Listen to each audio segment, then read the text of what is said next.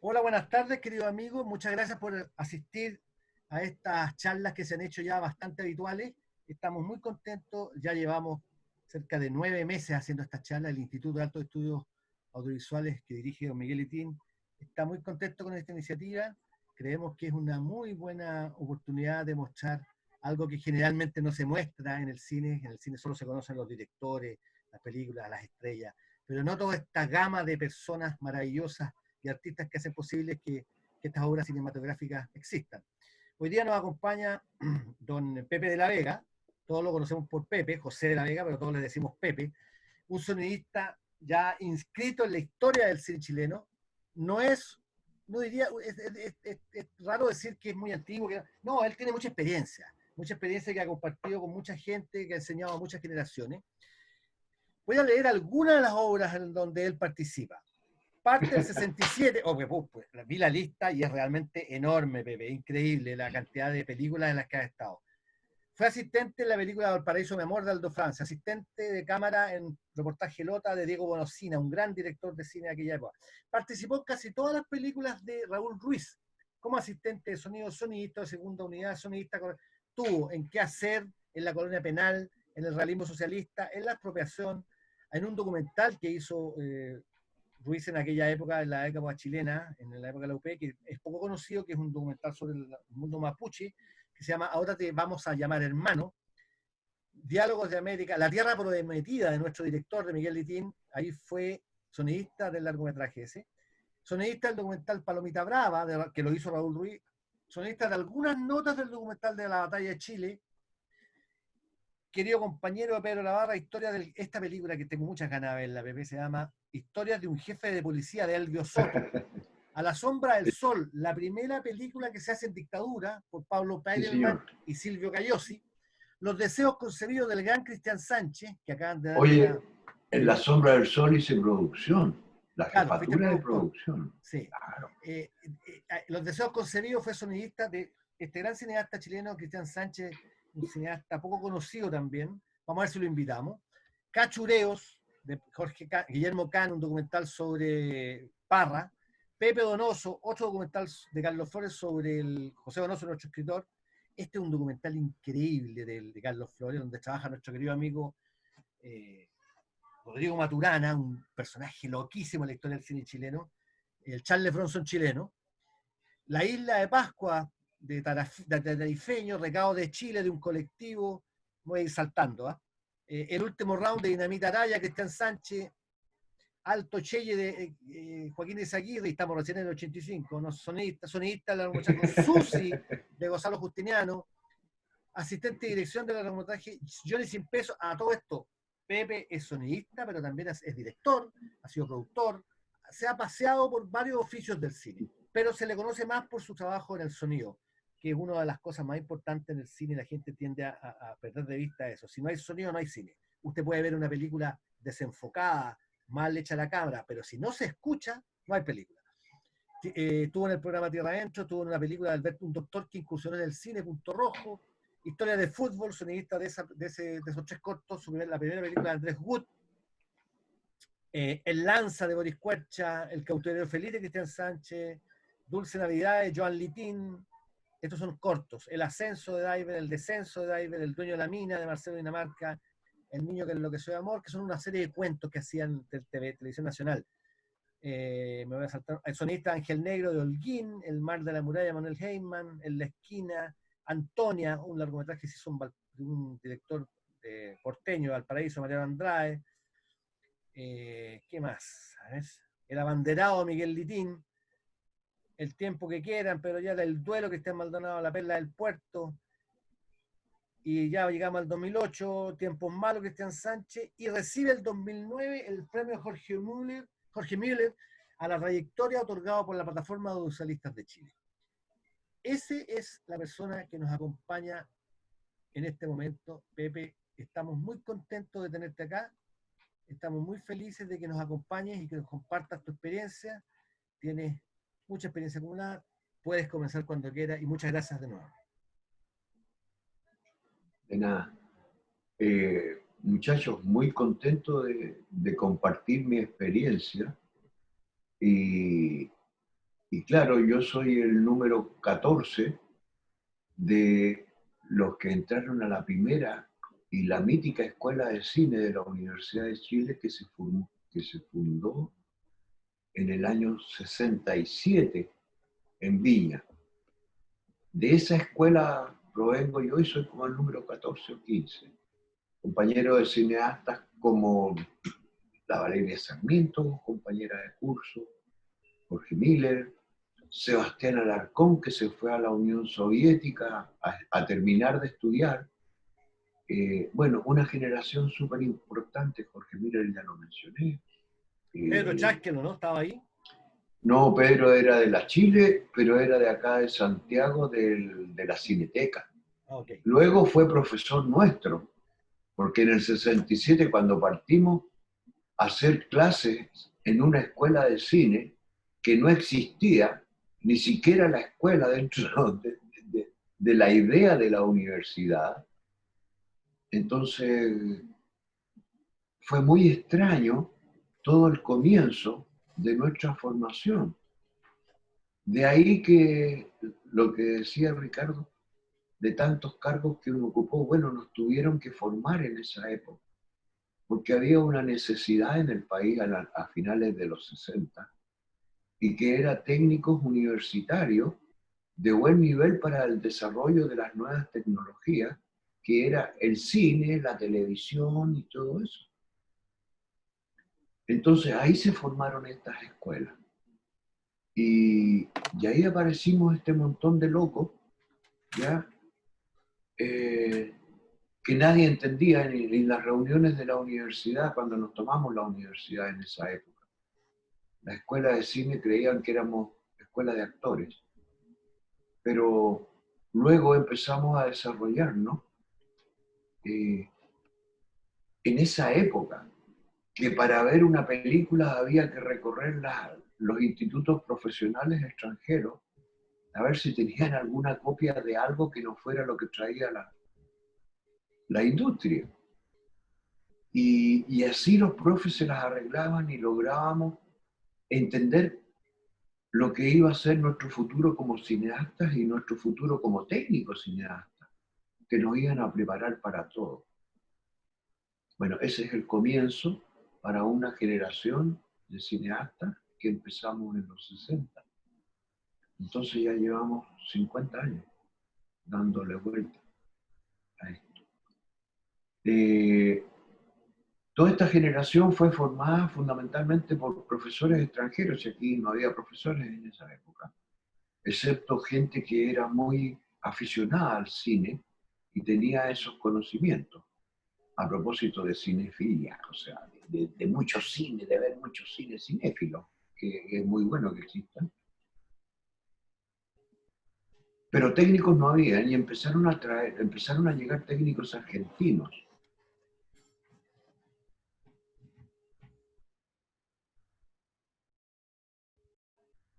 ¿Aló?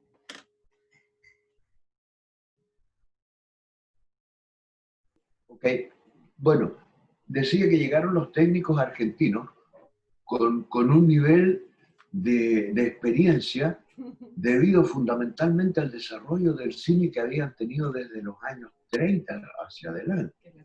El cine argentino es una industria y era una industria, ¿ya? Y esos señores llegaron, en los 40 llegaron algunos, los primeros, a Chile Films, cuando se construyó a través de Corfo los estudios que estaban en la calle Manquehue, ¿ya? Y luego vino esta otra nueva generación de profesores argentinos. Y aparecieron algunos brasileños. No, hubo una época que en los 70 ya no éramos alumnos, ya estábamos trabajando, por ejemplo yo. Empezaron a llegar cineastas increíbles, como de repente te encontrabas con Glauber Rocha de Santiago. ¿Ya? O sea, Chile era el centro. Estaba todo pasando en Santiago, era fantástico. ¿Ah, Disculpa, no? me quedé pegado un poco, Pepe. Dijiste Glauber Rocha, te encontrabas con Glauber Rocha. Sí, pues sí, andaban todos en Santiago. ¡Qué maravilla! Glauber Rocha es como Claro. que no. para ubicar a la gente como que estuviéramos hablando, no sé, de Spielberg. Era una cosa así, claro, Rocha era una cosa impresionante. Tenía hasta brasilero de otra talla, ¿o no, maestro? Oye, pero si el Eliseo Subiela, mira, yo le digo el Eliseo, ¿ya? En el año 69 estuvo en el Festival de Cine que organizó nuestra escuela y era estudiante de cine en Argentina y vino a deo, a pata, no sé cómo llegó, pero estuvo y durmió en la escuela. Eliseo Subiela, o sea, gente que en la generación internacional nos juntamos mucho.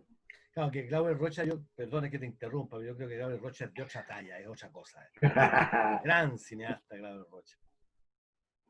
Raúl también, Bueno, Raúl Ruiz. claro. Miguel, o sea, son personajes internacionales importantes dentro del desarrollo del cine en Por América supuesto, Latina. así es. Y de una forma de hacer cine.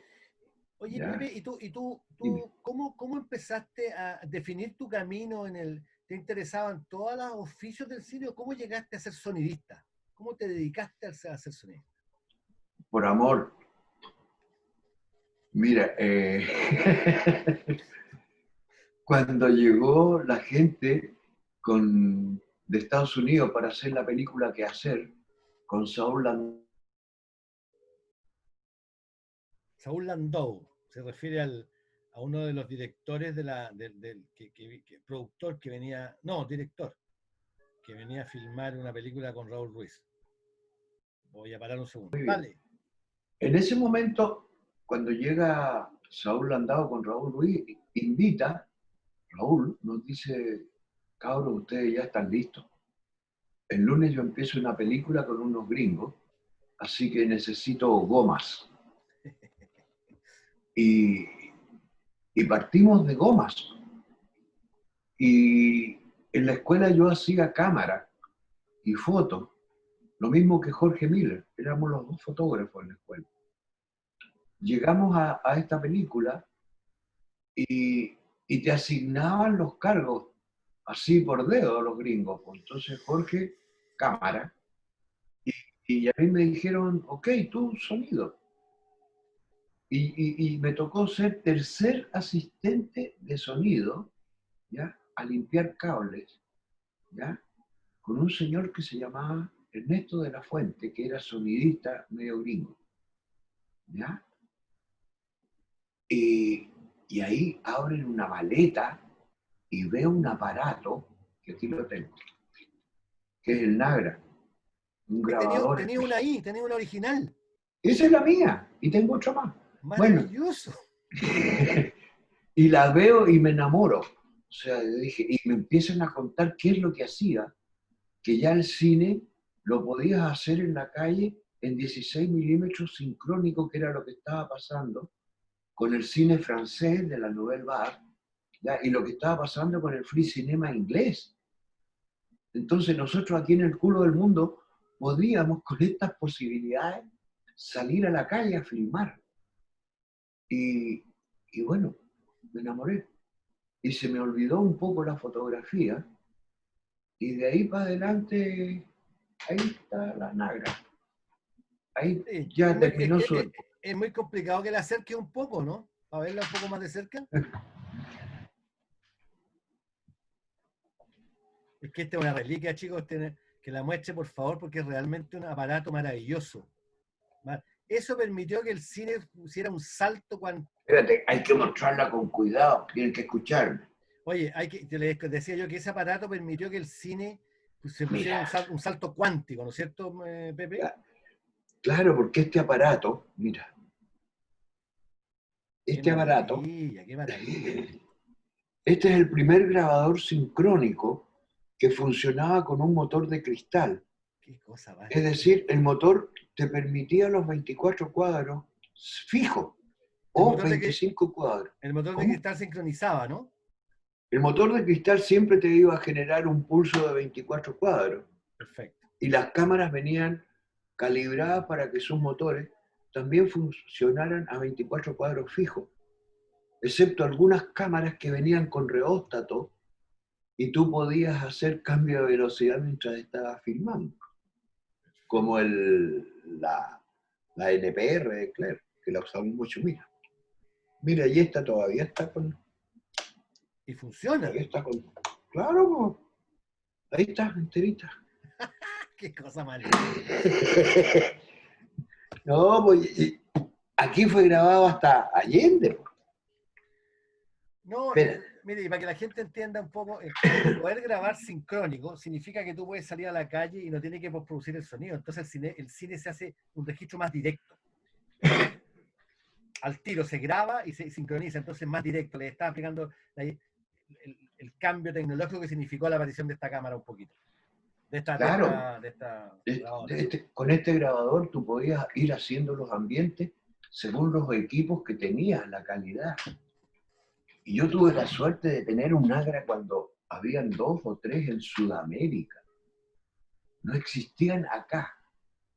¿Ya? Entonces, eso permitió desarrollar una cantidad de ingenio porque nadie sabía cómo funcionaba este aparato y todo lo que podías hacer. Entonces llegaba momentos en que hasta ahí no me llegaba con el equipo y tenías que inventar las respuestas tú. Ese fue el primer acercamiento a lo importante que fue el sonido directo en esa época. Y lo limitado que era por el costo que tenían los equipos de buena calidad. Por ejemplo, este Nagra de la época costaba fácilmente $10.000. En dólares, claro. Son equipos suizos hechos casi con relojería, todo, muchas cosas soldadas con soldadura de plata y oro, o sea, no se permiten ruidos extraños en la grabación.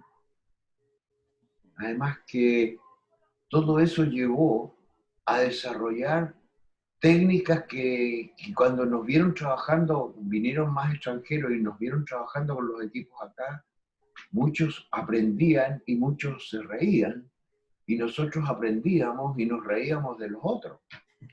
Entonces, por aquí, por América Latina, andábamos todos inventando cómo trabajar el sonido directo. Y eso creó una gran cercanía de los cineastas en esa época. Esas eran cosas muy atractivas y muy, a ver cómo lo digo ahora, en esa época se compartía, no se competía. Así se resume ese tiempo. Eso es Y, notable lo que acabas de decir. Cambia el y paradigma de la época, ¿no? por supuesto que sí, por supuesto que sí. Porque ahora con el acceso que hay a la tecnología, ¿ya? Yo pensaba que iba a haber un salto en la calidad y en la cantidad de trabajo audiovisual que es ahora. Y yo te digo, seguimos con los mismos soñadores de siempre, ¿ya?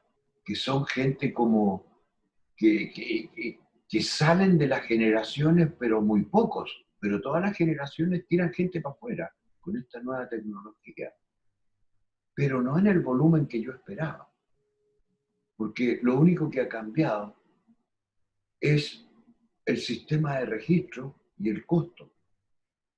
O sea que el soporte ya está, la creatividad es la que viene ahora.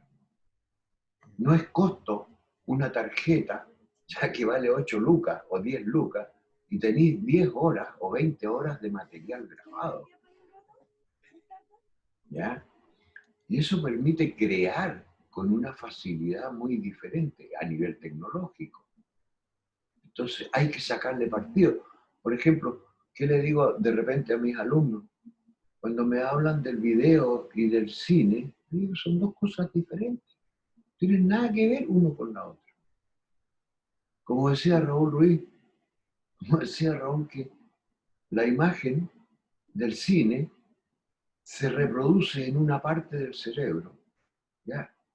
Y la imagen de la televisión y del píxel se reproduce en otra parte del cerebro.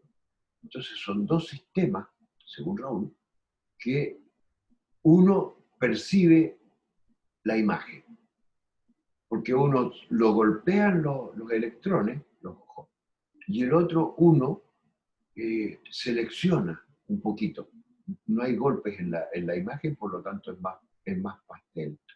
Son teorías bastante interesantes que lo que me pasa con el sonido digital a mí ahora, ¿ya? Que hay que ensuciar el sonido de las películas, fíjense. Porque ya se hizo la experiencia hace mucho tiempo, un sonidista muy viejo, gringo, que se grabó en digital, se mezcló en digital y todo se traspasó a digital. Y el resultado final de esa mezcla, como el sentido del digital son ceros y unos y vamos a lo básico. Cuando no hay sonido, ¿ya? No hay nada, son puros ceros. Ahí está la diferencia. Pero cuando estamos trabajando con análogo o con otro tipo que no sea digital, el simple roce produce un flujo y un sonido que es como inóptico para el espectador y que nosotros los sonidistas hemos logrado aprender cuando estamos escuchando el cine proyectado ya, el cine en el cine.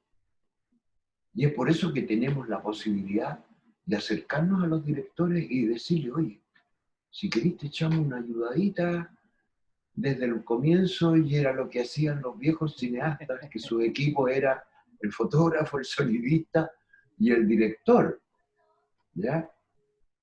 Y eran tardes eternas conversando de cómo íbamos a hacer la luz o cómo íbamos a inventar el sonido. Y eso que dice Pepe, disculpa que te interrumpa, ¿tiene que ver con lo orgánico de lo análogo?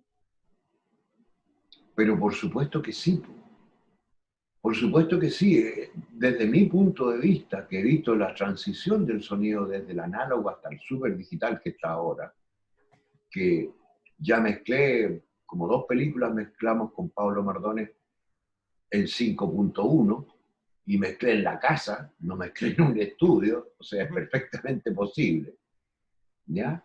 Y largometraje, que ahí está, escuchen uno que se llama La historia de mi padre, ¿ya? Que la hizo Rodrigo Basigalupe, que eso lo hicimos hace como 2 años. Ahí hay un trabajo de ese tipo. Bueno, pero lo interesante es lo siguiente. El digital llegó un momento en que este señor, voy a volver a la historia de la diferencia, este señor sonidista hizo la experiencia empírica, o sea, terminó con la... y proyectó esa copia final, ¿ya? De esa película a un público X, ¿ya?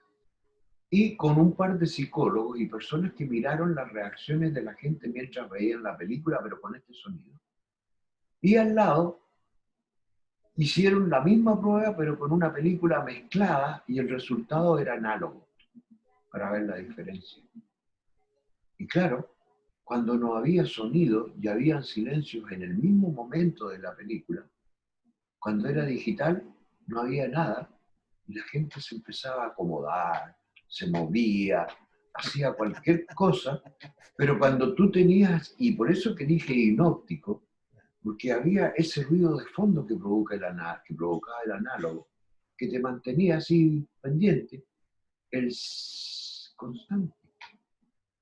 Mira, detalle, Interesante, que ¿eh? son diferencias, que no es uno mejor y uno peor, son diferentes. Y las cosas de la nueva tecnología hay que usarlas, hay que sacarle partido. Por ejemplo, yo digo, ¿por qué a los alumnos? Les digo, ¿por qué yo en las películas de ustedes veo los cielos todos azules? ¿Por qué no se les ocurre usar el color? ¿Ya? Y me muestran un cielo verde, las flores rojas, los árboles café, las flores de los árboles café como en otoño, las calles de otro color, ¿por qué no? Juguemos con el color, eso nos permite la tecnología. Veamos con los ojos de ahora la maravilla que es Avatar. ¿Cómo está eso funcionando? Yo te digo, y eso es digital, eso es tecnología ahora.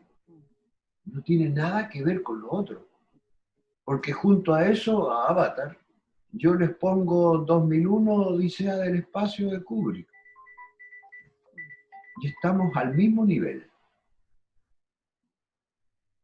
Y a propósito de sonido, hemos avanzado bastante, pero más en la creación, porque la tecnología va creciendo junto, parejo por todos lados. Entonces, es súper interesante aportar ahora y hacer que lo que yo hago, el sonido, sea parte de la creación y no sea como ahora. Ya hay muchos que dicen, no, si hay que ponerle on autoplay, rec, y listo. Entonces, se olvidan que el cine es un trabajo colectivo y que en una película en general, ya no hablo de cine, hablo de la imagen en movimiento, es un trabajo en donde la dinámica colectiva es fundamental. La dinámica colectiva es fundamental, o sea, el individualismo en nuestro quehacer no puede existir. En un set te falla uno, aunque sea uno de cualquiera que falle, no se puede filmar. Y si no se puede filmar es complicado. ¿Ya? Porque hay muchas cosas que dependen de un día de rodaje. Entonces es súper importante la dinámica grupal y más aún ahora que la nueva generación tiene que empezar a escuchar, yo te digo un poquito más lo que pueden hacer con la tecnología, a escuchar. Es mi propuesta. No, y además lo maravilloso justamente es eso, Pepe, que el cine tiene esa característica que no creo que tenga otro arte, la música podría ser, que es un arte colectivo. Eso es lo maravilloso del cine, lo que estás diciendo ahora. A mí me ha Claro que pasado mucho sí. con algunos alumnos que dicen que pueden hacer las películas solo, entonces, en broma yo le he dicho, mire, vaya a estudiar pintura o literatura, pero no se dedica al cine si quiere trabajar solo. El cine es un arte colectivo. No, no es que el cine, al final, no sé, desde el punto de vista que yo lo tengo, para mí el cine es un arte, no es un negocio. Parto de ahí. ¿Ya? Entonces, yo te digo, es otro el concepto con lo que lo estáis haciendo. O sea, si claro, yo lo hago solo, ya me compro un par de esos anteojos con pantalla y veo yo las cosas que yo hago, porque a nadie le va a interesar lo que yo hago. ¿Me entendés? Pero nosotros tenemos un público, ¿ya? Porque nuestra magia, lo que hacemos audiovisual para el público, tiene un momento, se apaga la luz, ¿ya? Y tenemos a 150 personas en una caja oscura, ¿ya? Y le prendemos la luz y están en otro mundo que nosotros le hicimos. Nosotros le proponemos este mundo. Yo le propongo que los pájaros ya ladran, ¿entendí? Y los peces silban, y ¿por qué no? Entonces, esa es la magia de lo que hacemos. ¿Entendí? Hay una propuesta diferente. Es hacer audiovisual también. Y en grupo. Y en grupo. Escuchar lo que dice, por ejemplo, el fotógrafo. Cuando uno le propone un plano, ¿ya? Y el fotógrafo dice, oye, pero estáis loco, ¿cómo lo resuelvo? Es bonito, pero ¿a dónde meto la luz? ¿Entendí? Y esas discusiones con el director son muy buenas, son muy creativas. No son parte de un papel que te imponen nada. Yo te digo, ahí hay un pequeño detalle que hay. Cuando de repente llegan con estos guiones de hierro, ¿ya? Y yo te digo, yo me río cuando me pasan un guión de hierro, porque tengo varias películas en el cuerpo y sé lo que pasa cuando el director lee el texto y dice, poder de síntesis, listo, este texto se va, esto se va, y esto se va, y esto se va, y se hace esto, y es maravilloso. Y cambia todo. Hasta en ese momento se crea. Y la Ya, dinámica está ahí. Pues. ¿Ah? ¿Podría conceptualizar un poco para que la gente que te cuente un poco, la gente que nos acompaña, no todos son del ámbito del cine? Explica un poco lo que es un guión de hierro. Bueno, eh, un guión de hierro es cuando desde el origen viene planificado el texto con la imagen sobre él, con el movimiento determinado de cuántos segundos hasta dónde, ¿ya? Y el corte establecido. Eso es un guión de hierro. Y la diferencia está, por ejemplo, yo me crié con el Guatón Ruiz y nosotros nunca cortábamos, yo nunca aprendí a cortar, hasta el momento en que el director decía corte. Y de repente lo que tú tenías establecido se alargaba y se alargaba y se alargaba y se alargaba. Entonces, ¿dónde está el guión de hierro si la creación está ahí también? Entonces, ahí hay diferencias. Ahí es donde el fotógrafo, el sonidista, el director de arte, otro personaje entretenido dentro de nuestro oficio. La script o el script, que no es el tipo que golpea la claqueta, o sea, ese es un mito, es uno de los tipos que más trabaja. El asistente de dirección. El asistente de dirección en nuestro oficio no es un director fracasado, al contrario, es más, de repente es más que un director, un asistente de dirección, desde mi experiencia, ¿ya? Porque un asistente de dirección puede tener 10 largometrajes en el cuerpo y un director tiene uno. Entonces, tener 10 largos en el cuerpo es bastante experiencia para lo que significa en esta parte del mundo hacer una película. Entonces, hay oficios que tienen un peso súper importante en el desarrollo de nuestro quehacer. Entre ellos lo que yo me dediqué al final a hacer que sonido. Y hacer postproducción de sonido, que es súper entretenido también. Oye, Pepe, disculpa que te Sí. interrumpa. ¿Hasta cuánto más o menos se trabajó con el análogo y cómo fue ese paso al digital? ¿En cuándo empezaste a trabajar en digital y con qué máquina? Porque delante me mostraste otra máquina que tenía ahí. Miren lo que tengo. Este es un DAT Sony, el primero que apareció con código de tiempo y todas las cosas. Con este hice, por ejemplo, El cautiverio feliz con el Cristian Sánchez. Hice, bueno, varias cosas, muchas películas con este aparatito chico. Y eso fue lo primero que empezó el salto al digital.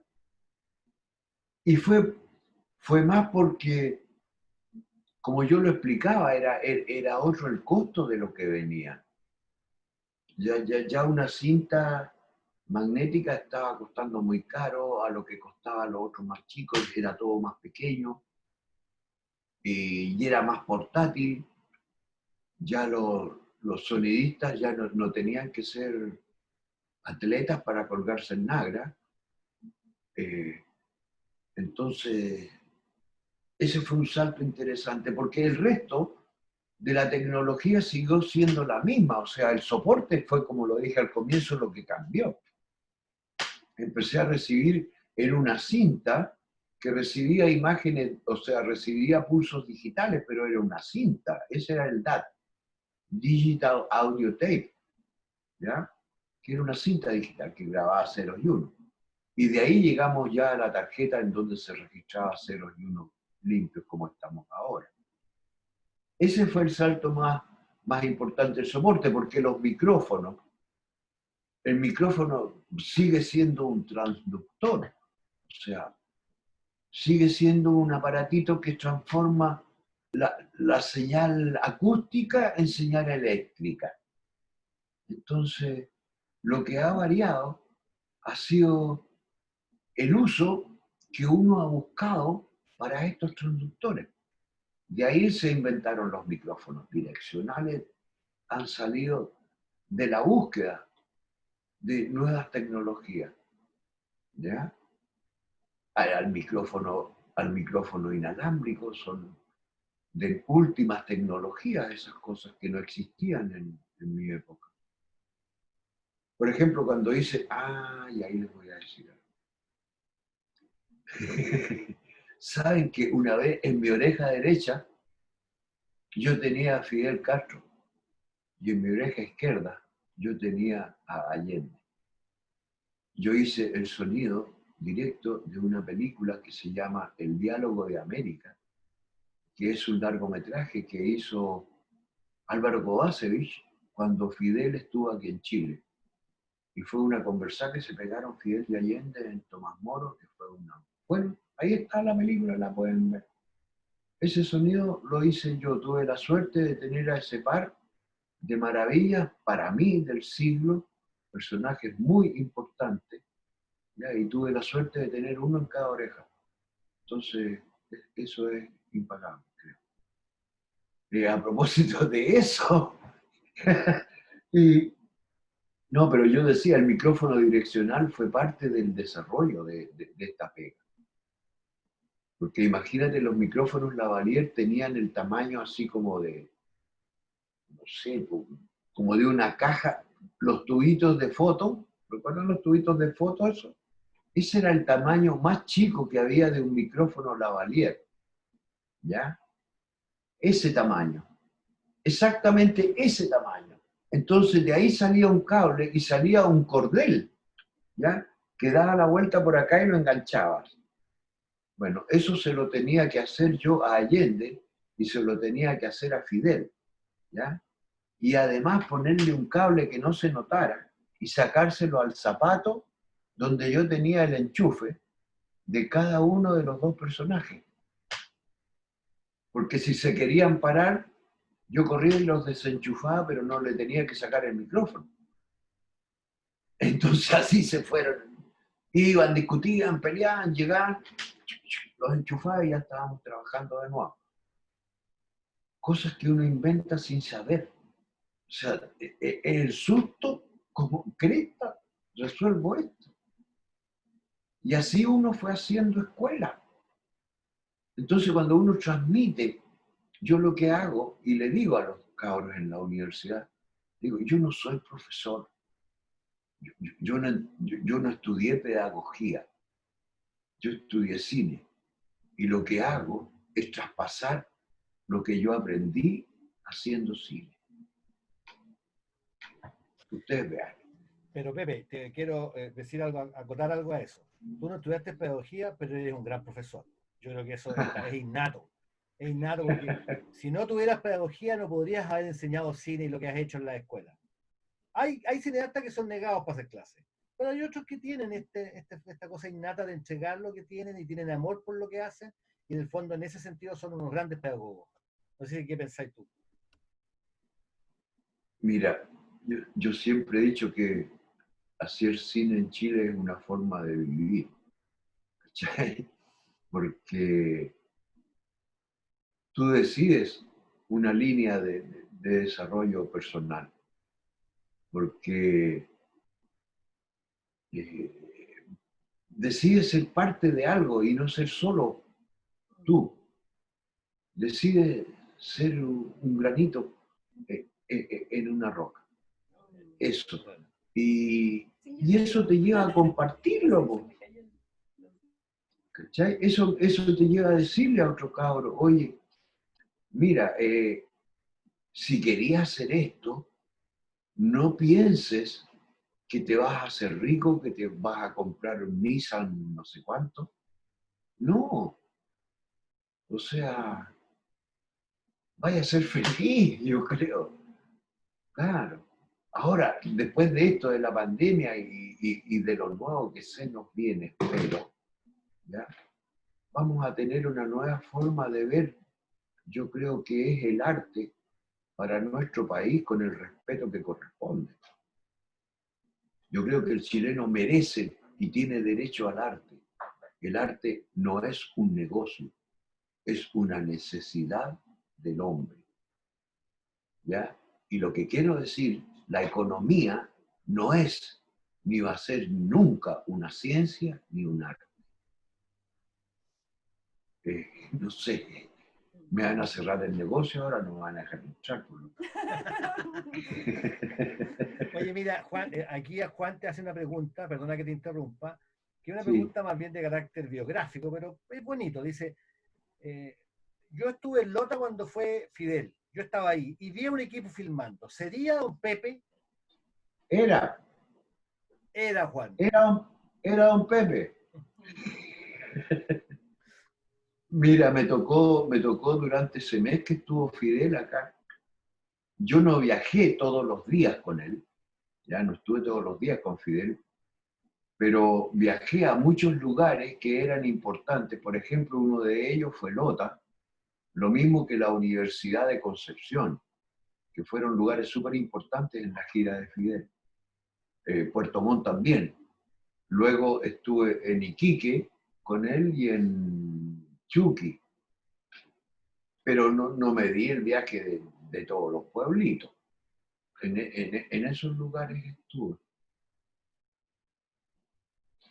con, con el maestro, con los Pepe, me maestros. gustaría hacerte una pregunta más de carácter estético. Mira, ¿cuál crees tú que es el aporte al discurso final de una película desde el sonido? Es lo que hablábamos un poco antes que empezara la grabación, o que lo dije un poco cuando leía tu currículum, en el sentido de que por algo esto se llama audiovisual y no se llama visual audio. O sea, el audio está antes que lo visual.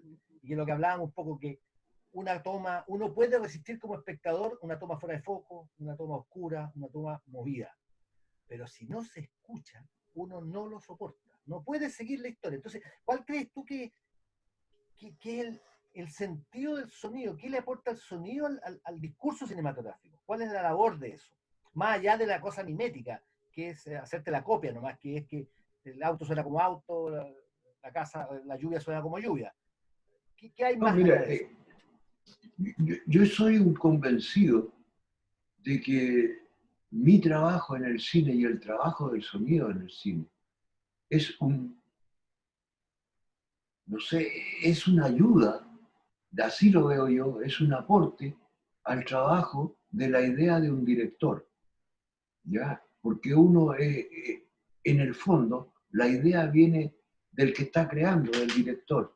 Entonces él habla con uno y conversa y uno le dice, no, mira, ¿qué se te ocurre esto? Hagamos esto otro. No, no lo hagamos. Hay un diálogo, ¿me entiendes? Ahora, ¿qué es lo que te quiero decir? ¿Cuál es nuestro aporte? Nuestro aporte parte desde el momento en que el diálogo con el director estuvo antes del rodaje. Nosotros ya trabajamos juntos alguna vez. El diálogo está antes del rodaje. Entonces, uno es profesional y llega a trabajar y sabe lo que haces. Por lo tanto, es un aporte en el set para el director y para todos. Lo mismo que hace el fotógrafo, lo mismo que hace el maquillador, lo mismo que deben hacer todos. O sea, todos somos un aporte a una idea. ¿Ya? Y ahora específicamente, mira, nosotros hemos logrado en postproducción más que nada hacer experimentos con Pablo Mardones, que es un joven ingeniero que trabaja conmigo hace poco, ¿ya? Y es ingeniero de verdad, o sea, a él le puedo decir, mira, me dice, no, el computador no puede hacer esto. Y yo le digo, ¿cómo que no? Si para eso está el computador. No, es que no puede, ¿cómo que no puede? Y ahí peleamos y ahí lo hace, pues al final, si el computador Obvio. está hecho por la cabeza de Ahí uno. peleamos. Hace lo que uno quiere que haga. Claro. Por ejemplo, es la forma de trabajar y es la forma de crear. Y en ese sentido, hay un aporte, claro. Nosotros tuvimos la posibilidad de ayudar, en cierta forma, a un director, ¿ya? Que llega con una película experimental, por ejemplo, y me dice, ¿sabéis, Pepe, que tengo un problema? En mi película hay una escena erótica. ¿Ya? Y, bueno, es que imagínate, son 50 caracoles haciéndole el amor a una mujer. ¿Qué?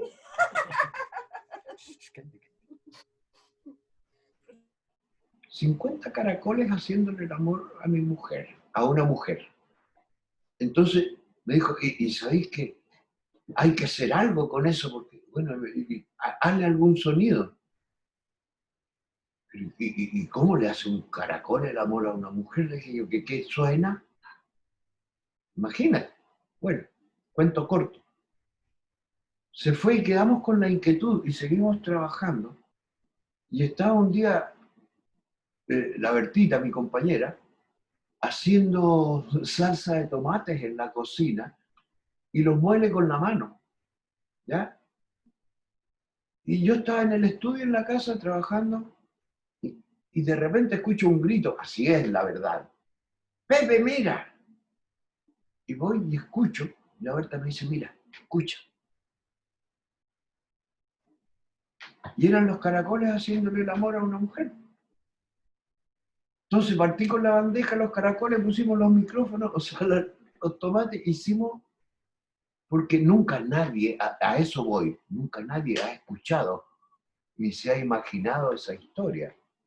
Entonces logramos asociar, eso es un aporte, al director es una ayuda. Eso lo podemos hacer los sonidos.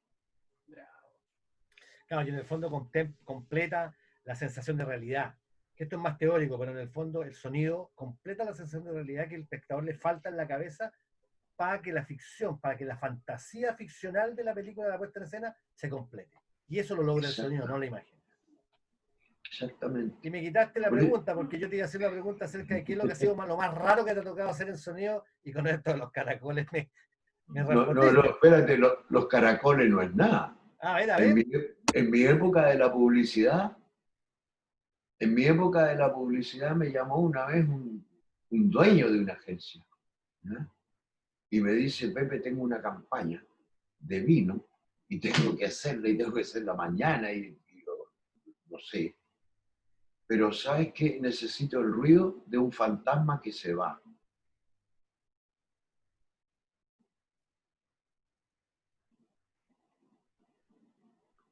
Y me dijo, como dice mi compañera la Bertita, te dejo la inquietud. Te dejo con esa inquietud. Pero, era un fantasma que se va, eso era lo único. Ese era el ruido que tenía que yo imaginarme porque tenía que ilustrar un fantasma que se iba. Bueno, era un vino que se llamaba Casillero del Diablo, ¿ya? Y era el momento en que se cerraba la reja y había un fantasma que se iba. Y ahí me quedé dando vueltas mucho rato. ¿Ya? ¿Qué crees? ¿Qué puede ser? Hasta que me convencí y ahí viene la idea. Esto nunca lo ha escuchado nadie. Puede ser cualquier cosa. Tenía una botella de bebida en la mano. Me acerqué al micrófono y la soplé. La grabé, la puse al revés en la cinta. La reproduje al revés. Ahí está el fantasma que se iba.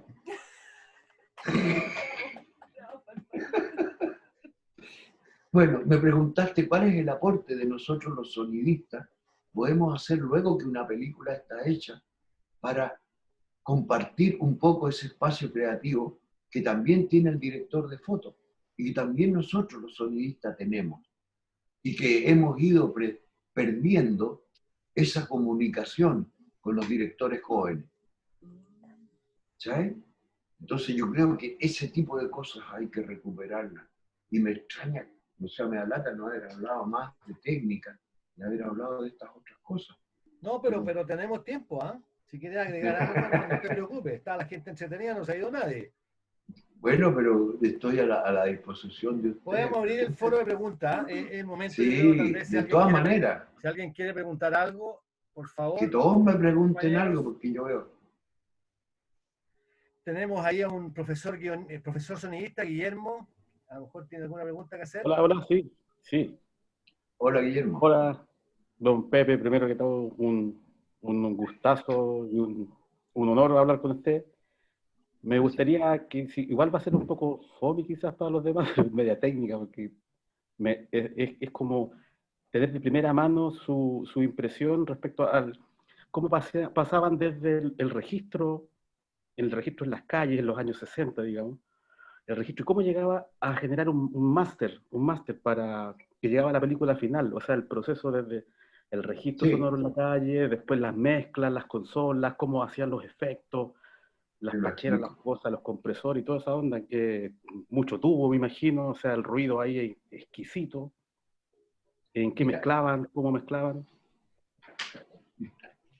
mira, el proceso era el siguiente. Por eso por eso Ricardo hablaba de la calidad del grabador Nagra. ¿Ya?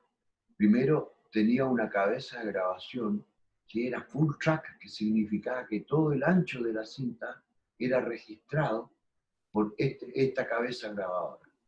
Eso te permitía un, un gran rango dinámico a lo que tú grababas. Entonces yo tenía la posibilidad de estar con un micrófono direccional, ultra direccional, una joya para la época y una joya para ahora, un 816 Sennheiser. Ese tenía, y ese usaba yo en la mano. Entonces con un pequeño movimiento de muñeca, tú cambiabas el fondo y tenías un ambiente en el mismo momento. ¿Ya? Ese material, bueno, El, era registrado. el ángulo era ultra. Ultradireccional sigue siendo el mismo diseño hasta el día de hoy, Sí, los mismos diseños. Han cambiado nuevamente los soportes, pero el diseño de la curva del micrófono de registro sigue siendo la misma. Y bueno, ese era el registro. Luego de eso, tú llegabas con tu cinta magnética, ya, al estudio, en este caso ya eran estudios profesionales, y en esas tú reproducías de tu Nagra, ya, o del Nagra que había en el estudio, reproducías a una cinta que grababa que se llamaba magnético perforado. ¿Ya? Si tú ibas a trabajar en 16 milímetros, había una cinta magnética que tenía un perforado, igual que el cine 16 milímetros, tenía la misma cantidad, pero tenía menos espacio para grabar. Entonces tu sonido pasaba a ese lugar. ¿Ya? Esa cinta perforada, ¿ya?, se guardaba para que el editor, junto con la imagen y la claqueta o el signo que correspondiera, los ponía juntos y ahí funcionaba esa pista. ¿Ya? Luego, esa pista ya quedaba en una pista de magnético perforado.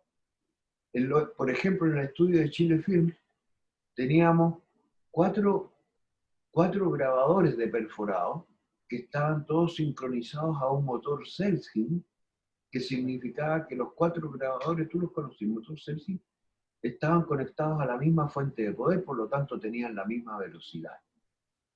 ¿Ya? Entonces tú tirabas el texto a una pista, vale. ¿ya?, de este perforado. ¿Ya? Con esa pista, el editor, el montajista, eran montajistas en esa época, no eran editores, eran montajistas.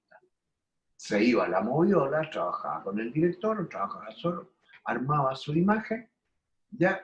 Y de ahí nosotros también en magnético perforado, de los espacios que no había texto, sacábamos los ambientes, o si no teníamos un banco de ambiente, donde se nos pedía el ambiente que iba a otra pista de este motor Celsius. Entonces había que sincronizar la partida de ese con la partida de este otro. Luego venía la música, ¿sabes? Ahí teníamos el otro, la otra pista, ¿ya? Y luego, yo te digo, teníamos los ruidos, el Foley, en otra pista. Y para contar, y teníamos 4 pistas, Ya. ¿ya? Esas 4 pistas las mezclábamos a una, ¿ya? Y ya teníamos nuevamente 3 pistas a disposición para crear otros ambientes. Por ejemplo, si queríais viento, le metíais una pista de viento a la mezcla que ya estaba hecha. Claro. O una voz de doblaje. Ahí te expliqué lo que me preguntaste. Ese era el proceso ahí. Bueno, Luego venía la mezcla, por supuesto, claro. en donde se reproducían todos. Imagínate, podía hacer, porque me preguntaste en qué lo grabábamos. Había un grabador Uger, el Chile Film, que era de 4 pistas nomás, 6 pistas, 4 pistas. Y era una joya. Todavía debe estar tirado por ahí esa joya de la tecnología de esa época. y ahí se mezclaba. Entonces, de repente tú tenías en un grupo, y hablando como sonidistas, Claro. en un grupo tenías 4 pistas, ¿ya? En el otro grupo teníais 2 pistas y en el tercer grupo teníais una sola pista y teníais que mezclar todo. Ese era el resultado del proceso. Muchas gracias. ¿Qué otra Pero faltó pregunta? una parte. A ver, Espérate que falta una parte del proceso que es más perdona, importante. perdona.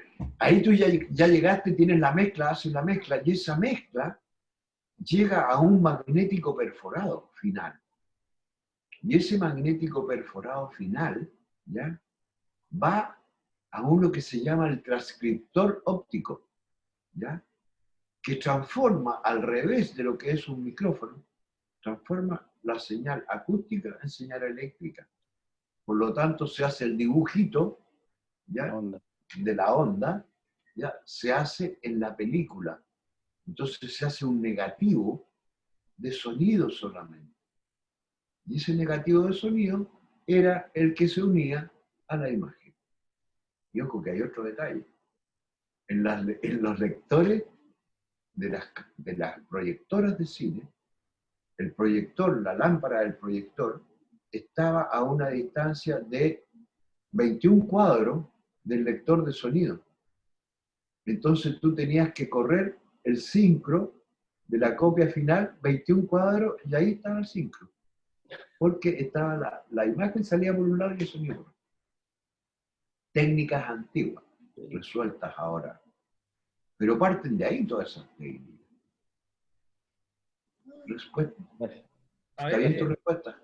Gracias. ¿Hay alguna otra pregunta? ¿Alguien quiere preguntar algo, comentar? Hola, yo. Fernando, te va a preguntar ¿Qué tal? algo. Sí, Hola, hola a Fernando. todos. Soy Fernando Vergara, de Santiago. Me gustaría un poco preguntar, en realidad, si tienes como alguna a José, bueno, donde sea que esté en vuestro Zoom, a José, si nos puedes dar recomendaciones como de películas que tengan un diseño sonoro, películas chilenas, que vayan un poquito más allá de esta tendencia que existe igual de hacer un registro sonoro muy apelando a lo naturalista.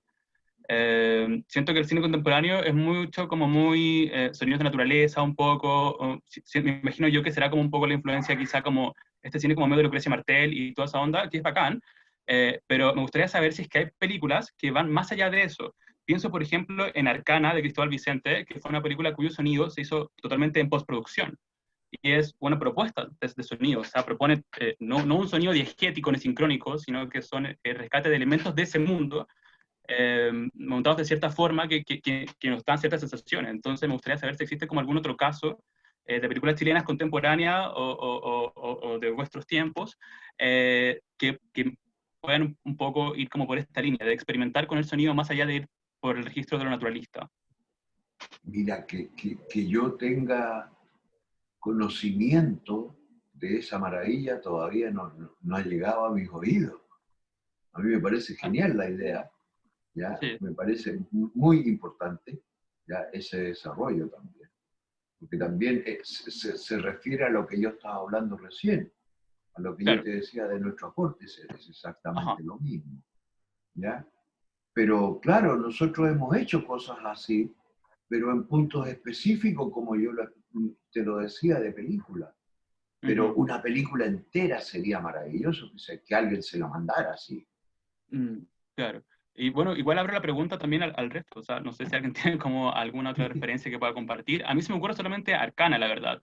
Y no sé, quizá también El Diablo es Magnífico, también puede ser. Tiene como un diseño sonoro re particular. Bueno, también pienso un poco en Emma, pero que, o sea, Emma es, bueno, una película de Larraín, la última. O también pienso ahora quizá en Lina de Lima, que es directamente un musical. Pero siento que ninguna película se ha acercado como a la experimentación con el sonido como Arcana. El sonido creo que lo hizo Mario Díaz, que me hizo clase, muy bacán. Fernando, mira, ¿sabéis, Fernando? Hay una película que a lo mejor te puede servir, que es bien antigua, y yo, Pepe, se va a acordar, que es el primer corto de Raúl Ruiz, que se llama La Maleta. En Sí, La sí lo he visto. Maleta, ahí tú tienes un sonido de lo que estás describiendo. Ahí. Ahora, Claro. el sonido se lo hizo Raúl ahora, antes de morirse, tomó la película. Hace poco, y lo terminaron hace poco. Como hace muy poco, y ahí lo que hace Raúl es el diálogo, supuesto diálogo del personaje, son puros, ¿cómo se dice? Balbuceos de una cosa así, con unas respiraciones. Ahí hay una búsqueda poco diegética de la mezcla de sonido, que sería interesante que viera. Pero tenés razón, hay poco trabajo así. Me gustaría ver Arcana buscar, fíjate. Sí, Mira, a mí también. Con Raúl hicimos otra cosa que es también muy loca, que se llama La Colonia Penal, ¿ya? En donde Raúl desarrolló un idioma particular. Entonces toda la gente hablaba un idioma particular, nadie entendía nada, y nadie se entendía entre ellos, ¿ya? Y durante toda la película sucede ese idioma. Entonces la historia está con las situaciones más que con el texto. Y los textos que se entienden son trabajados muy de forma diferente y muy... Ahora que tú me haces ese recuerdo, claro que sí, claro que sí, pero muy raro que se hagan así como películas completas. No se han hecho y sería muy bueno que lo propusieran. Pero yo igual lo asocio un poquito quizá a que quizá la formación también en las escuelas de cine actual respecto al sonido pocas veces abordan el mundo del diseño sonoro, sino que se sostienen más como en aprender el registro directo, más que pensar, o sea, sí, hay instancias, hay electivos, hay cursos de postproducción más avanzada, quizá, obvio que sí. También ahora las nuevas mallas, no sé, por lo menos del ICI, incluye como un ramo de pensar el sonido, pero al menos yo estudié cine y siento que mi generación es como que solamente nos enseñaron el registro sonido lo más limpio posible y como que no sature con una Tascam. Pero allá como a pensar el sonido y sus posibilidades es como algo que uno hace desde la autoformación. O, no sé, a través viendo películas, estando atento también, y también entendiendo que sonorizar una película va mucho más allá de ponerle música, sino de que esta trata de hacer música, pero con los sonidos de la cotidianidad. No sé, onda, el goteo, por ejemplo, de una llave del baño, por sí solo tiene cierto ritmo que nos permite hacer una composición más compleja quizá. Entonces, o sea, a mí me gustaría, siento que eso le falta igual como al cine chileno en general, como experimentar más con el sonido y sobrepasar eso como del sonido como tan, como el registro y naturalista, sino que igual como proponer algo, como un poco lo que decías tú, eso como, no sé, pues de hacer que el caracol que le hace el amor a una mujer, o no sé, pues, ejemplos hay varios. Pero eso, o sea, bacán, gracias por la respuesta, y sí, o sea, la maleta me encanta, Raúl es genial, así que, no, cool, y bueno, cuático igual como todo el proceso que existente antes, como con la Nagra y todo esos aparatos. Yo creo, claro que sí, pero nuevamente yo vuelvo a lo siguiente. El sonido es un trabajo dinámico y además las escuelas y ahora han llevado una cantidad de términos a nuestro oficio que yo no los uso, ¿ya? Porque hablan del diseño de sonido, hablan, oye, ¿qué es el diseño de sonido? ¿Me lo puedes explicar qué es? Claro, ¿Me lo pueden o sea, explicar físicamente cuál es su función? Y se los pregunto yo. claro. Que he hecho hasta la copia final de una película. Mm. Entonces, ahora me he encontrado con diseñadores de sonido que no han estado nunca en un set. Mm. Entonces, yo te digo, perdón, mi oficio es el sonido y tu oficio es escuchar el sonido y proponer desde la escucha. Y es ahí donde se nos mezcló la cosa, de los términos y de la forma y de la cosa. O sea, ¿por qué el sonido no está al alcance de todos ahora? Y yo lo digo con todas sus letras, por una cosa de ignorancia y por una cosa fundamental, económica. Tener en la formación un estudio de sonido, para la formación de estudiantes se necesita una inversión, y una inversión fuerte, porque los cabros llegan a trabajar sin tener nada. Entonces, ¿qué estoy formando? Y se nos produce, yo te digo, toda esta generación, ya, que hablan de cine, y hablan de cine, y hablan de allá, y hablan de acá. Y yo te digo, bueno, pero, oye, estamos aquí en Chile, ¿ya? Yo me acostumbré hace mucho tiempo ya a bailar con el ruido del tambor y no con el eco, ¿sabes? Entonces, en ese sentido, el término eso de que yo creo que el cine chileno le faltan esas cosas, ¿ya? Es tu opinión. Obvio, o sea, yo no estoy negando Entonces, que es mi opinión. darla así, o sea, claro, pero tenéis que partir por ahí, ¿cachai? Porque ya te respondí a ese que el cine chileno le falta. Es un texto que no sé, no es que me moleste, pero creo que hay que aclararlo. O sea, Claro, es mi opinión, como yo siempre sí, digo, es mi humilde opinión. claro, pero o sea, eso yo no lo he negado. Y yo también hablo un poco desde mi posición como realizador también. Y de hecho también he sido sonidista. Entonces, obviamente estoy hablando acá a partir de mi experiencia y esto es, o sea, es mi opinión, obviamente. Yo, no sé, no me considero un erudito al respecto, de hecho por eso estoy acá. No, por supuesto que sí, pues. Por supuesto que sí. Por eso que yo estoy contestando al nivel que tú me estás preguntando también.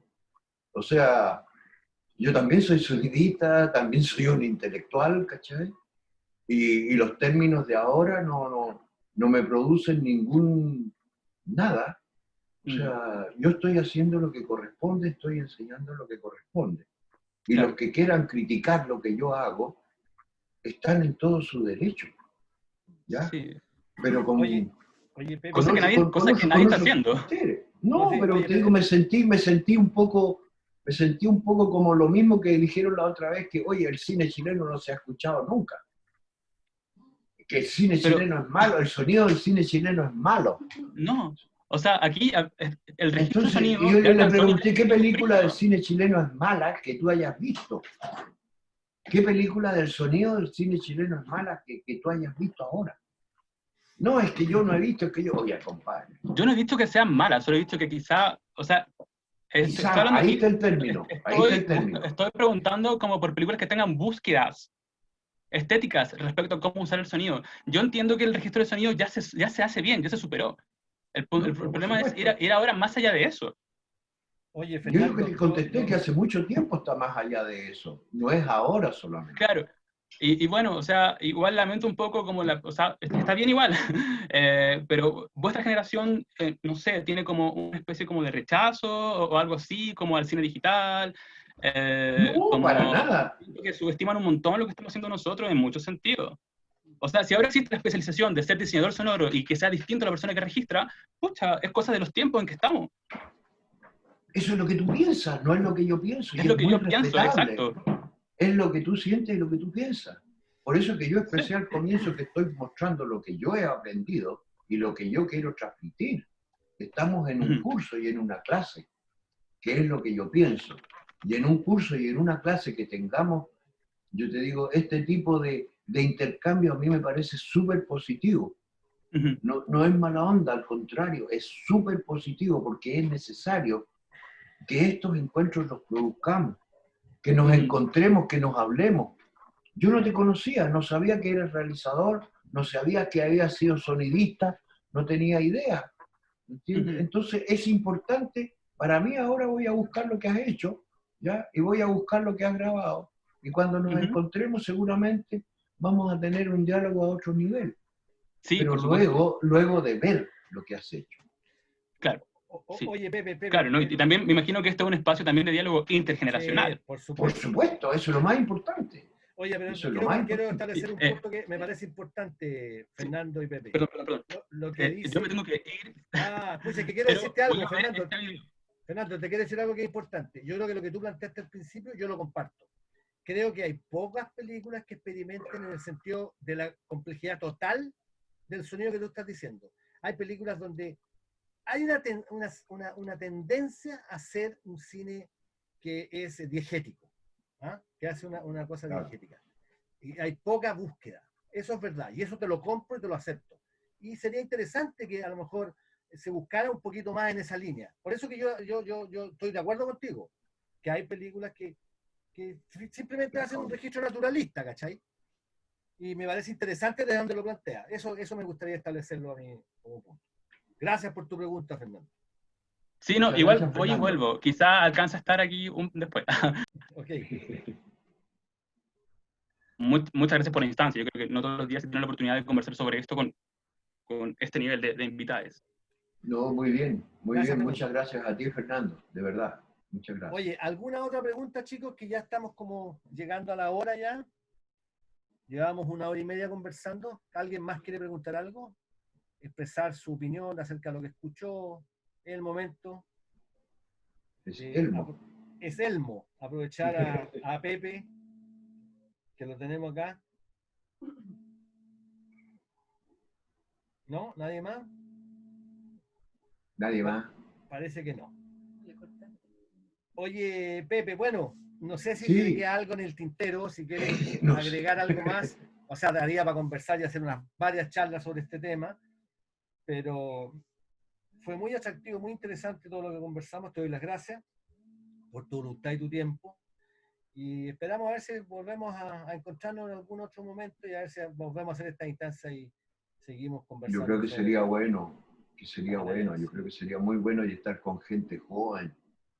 Yo creo que sí, sería bueno intercambiar esas cosas. Sería muy bueno. Vamos a dar un pequeño giro de aquí hacia adelante a las charlas. Le conversaba a Pepe y yo que vamos a empezar a invitar, no sé si el viernes, no tengo preparada la charla el viernes, pero les voy a avisar.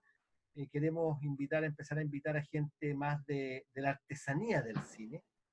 Y vamos a invitar, tengo invitado ya, no tengo definida la fecha, a unos hermanos que se llaman los hermanos Carroza, y yo he trabajado Maravilloso. con ellos, que son Increíble. creadores de efectos especiales, especialistas en hacer incendios, hacer explotar autos, crear mundos que no existen, y nos van a contar un poco acerca de esa magia que es. A mí, yo trabajé con ellos en mi última película y casi me queman una casa, yo estaba vuelto loco, pero quería que se incendiara una casa y los tipos la incendiaron. De mentira, pero la incendiaron. Y es fantástico como trabajan, todas las cositas que tienen. Y son todas cosas Muy artesanales que ellos delicado. mismos hacen, ¿no? Con sus manos, Sí. unos cablecitos y cositas. Además, una anécdota. Cuando íbamos a quemar la casa y él iba a prender fuego a una cortina, se me acercó Carroza, el hermano mayor, y me dijo: Ricardo, tú eres el director, pero en esta escena tú corre la cámara, acción, pero yo digo corten, no tú, me dijo. Porque yo sé cuándo hay que apagar la cortina. Porque tú eres, los directores son tan alucinados que podéis dejar que se siga quemando y se va a quemar la casa, me dijo. Entonces yo digo corten. Así que lo esperamos, les vamos a avisar la próxima charla. De nuevo, Miguel, Pepe, darte las gracias y que te vaya muy bien. Nada, cuando quieras. En Muchas Valparaíso. gracias. Muchas Muchas gracias. gracias a todos. Gracias. Hasta luego. Chao.